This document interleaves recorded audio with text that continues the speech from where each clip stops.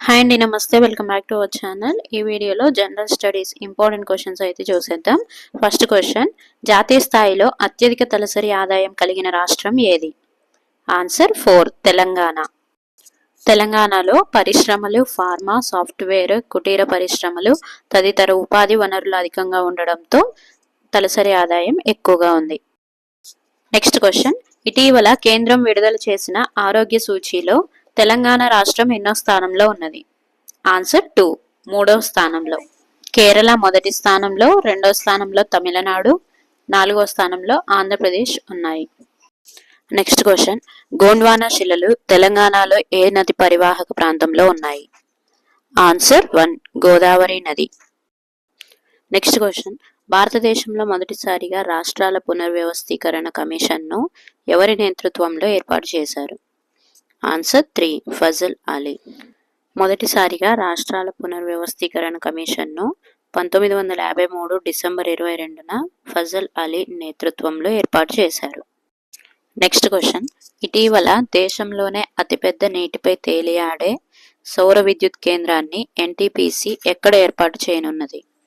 Answer 2, Ramagundam. Telangana రాష్ట్రంలో రామగుండంలో 400 ఎకరాల reservoir నందు ఏర్పాటు చేయనున్నారు. దీని ద్వారా 100 మెగావాట్ల విద్యుత్ ఉత్పత్తి చేయనున్నారు. నెక్స్ట్ క్వశ్చన్, గ్రామీణ పెరటి పందుల పెంపకం పథకాన్ని ప్రారంభించిన రాష్ట్రం ఏది? ఆన్సర్ 4, మేఘాలయ. మేఘాలయ ముఖ్యమంత్రి కాన్రాడ్ కే సంగ్మా గ్రామీణ పెరటి పందుల పెంపకం పథకాన్ని ప్రారంభించారు. నెక్స్ట్ క్వశ్చన్, మహావీరాచార్య గణిత సార సంగ్రహాన్ని తెలుగులోకి అనువదించింది ఎవరు? ఆన్సర్ 4, పావులూరి మల్లన్న. 9వ శతాబ్దపు మహావీరాచార్య గణిత శాస్త్ర గ్రంథమైన గణిత సార సంగ్రహాన్ని తెలుగులోకి పావులూరి గణితముగా అనువదించాడు.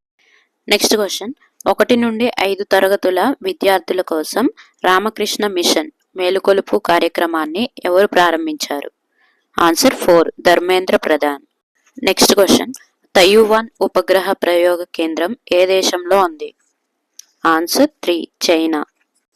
బేస్ 25 అని కూడా పిలువబడే తైవాన్ శాటిలైట్ లాంచ్ సెంటర్ అనేది People's Republic of China space మరియు defence launch facility.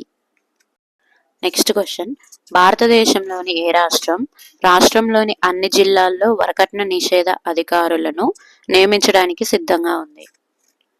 Answer 2, Kerala. రాష్ట్రంలో వరకట్న వేధింపులపై పెరుగుతున్న ఫిర్యాదుల దృష్ట్యా కేరళ ప్రభుత్వం తమ వరకట్న నిషేధ నిబంధనలను సవరించి 14 జిల్లాల్లో వరకట్న నిషేధ అధికారులను నియమించింది. ఈ వీడియో మీకు ఇన్ఫర్మేటివ్గా అనిపిస్తే please like, share and subscribe. Thank you for watching.